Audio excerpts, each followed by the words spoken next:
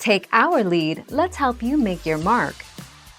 Our goal is your satisfaction. Let us show you the way.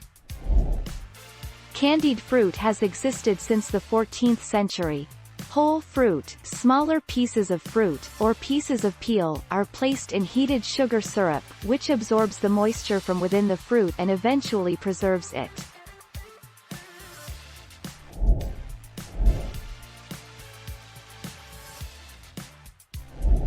Let's help you make your mark.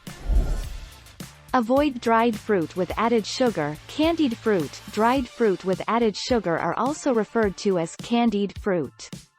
Added sugar has repeatedly been shown to have harmful effects on health, increasing the risk of obesity, heart disease and even cancer. 29.4 June 2017.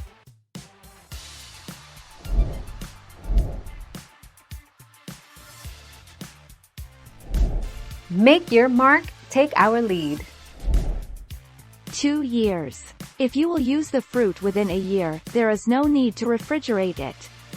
Put the container into the refrigerator if you will not use its contents within a year, however. Use the candied fruit within 2 years. If the fruit became hard during storage, soften it by soaking it in basic simple syrup.